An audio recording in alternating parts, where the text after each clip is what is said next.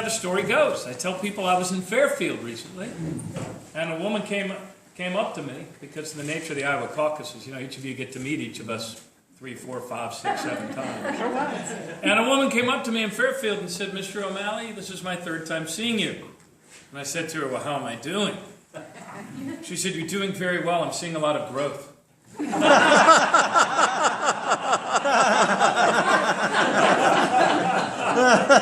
I said to her, "Is that how you and your husband decide who you're going to support in the caucus?" She says, "As a matter of fact, my husband and I try to see as many of you as many times as we can, and whichever one grows the most by the end of the process, that's the one that we go for." All right, all right.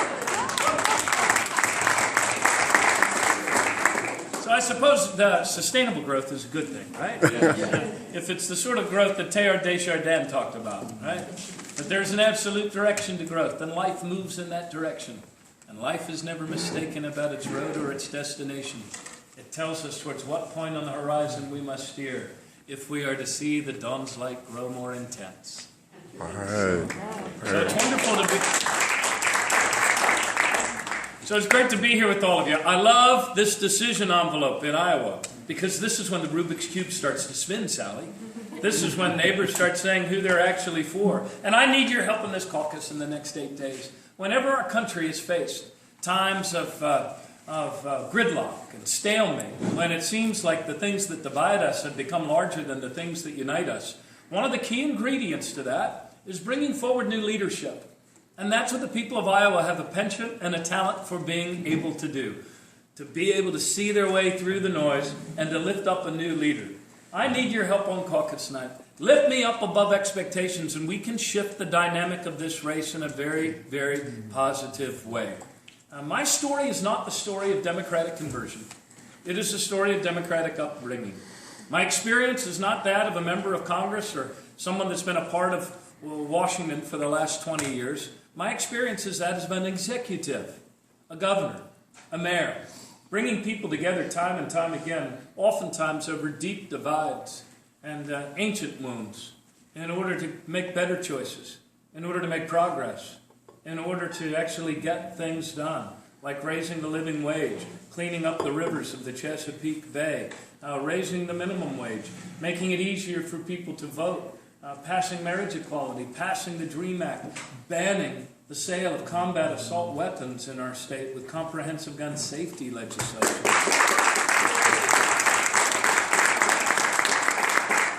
So all of these were actions. They were not words. And it was all about bringing people together. And that's what our country needs now. Let's put it here. Thanks. Now, 8 years ago, when our nation was this close to being plunged into a second Great Depression because of recklessness, unchecked, on Wall Street, we elected a new president in Barack Obama to move our country forward. And that's exactly what he's done.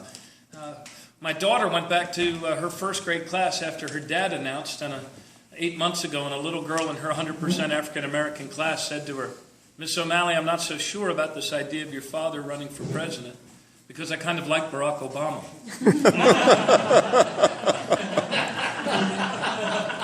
But a lot of us like Barack Obama. Me too. He did good things. We elected a president, not a magician.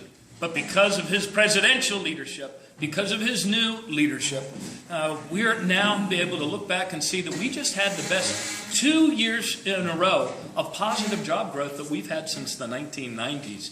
And as the only species without full employment, jobs are important. There is no progress without jobs. But there's something else we need in our country, and it is this.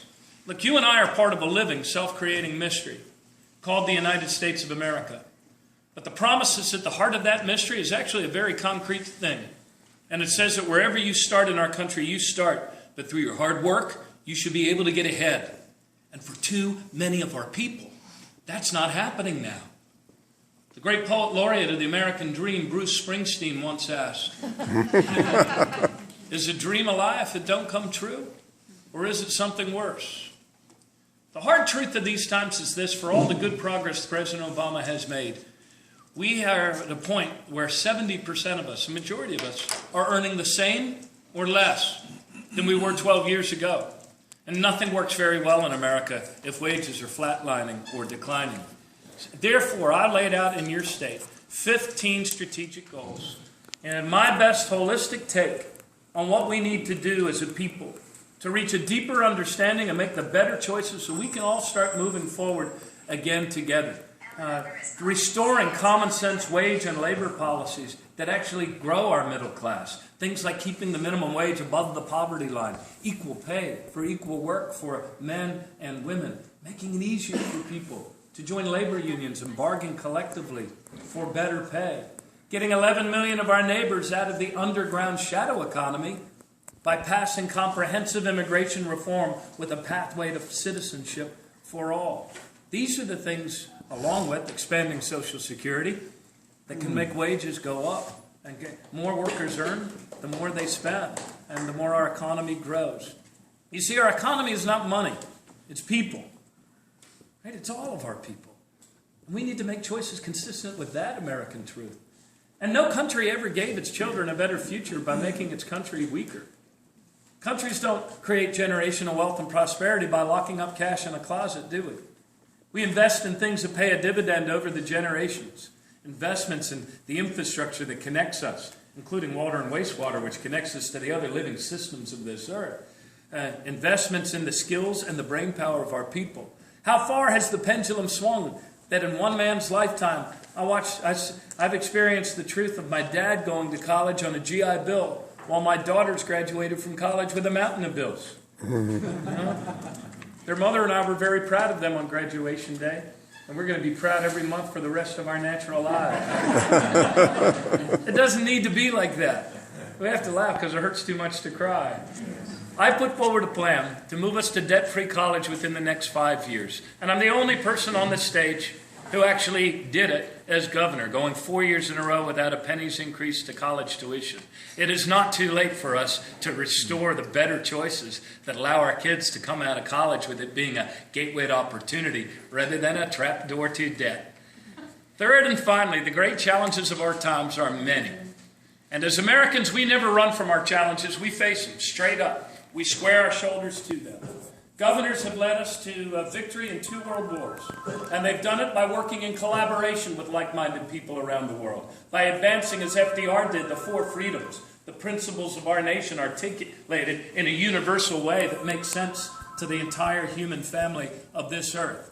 But there's another challenge we face in addition to the changing nature of warfare, and it is the challenge of climate change. The greatest business opportunity to come to the United States of America in over 100 years. And I am the first candidate, and let's hope not the last, to put forward a plan to move us to a 100% clean electric energy grid by 2050 and create 5 million jobs along the way. All right.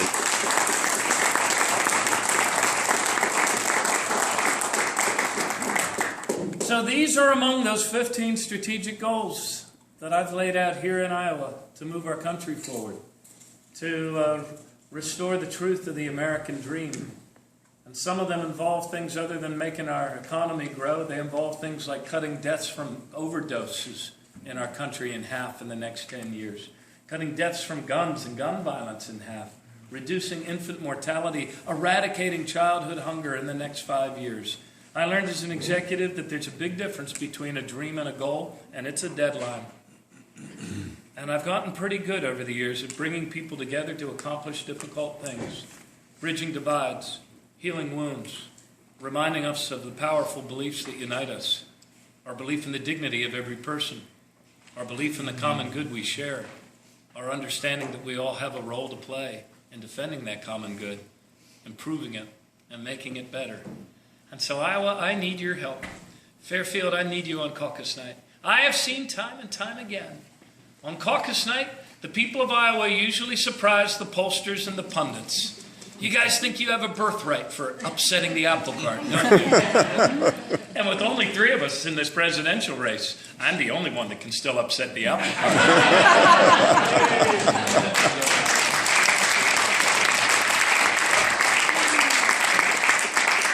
So I need you. I woke up today to great news. Zogby poll that has us at 10%. And I know, because, see, people still say to me, well, Governor, it's still 8 days away. It's still early. I know you guys can give me another 5 points in the course of the week and maybe another 5 points or who knows on caucus night when people order and reorder and the deck is shuffled. There's a lot of folks who say to me, you face a tough fight. And what I say back is that we all face a tough fight. Giving this world, the suffering world of ours, to our children in a healthier and better condition than we received it, that's a tough fight. Giving our children more opportunities than our parents and grandparents gave us, that too is a tough fight. But I have always been drawn to a tough fight. I didn't run for mayor of Baltimore because things were going well in 1999. And I didn't lead my state through easy times. I led my state through tough times. And we made our lives together better. I believe the toughness of the fight is the way the hidden God has of telling us we're actually fighting for something worth saving. Our children's future is worth saving.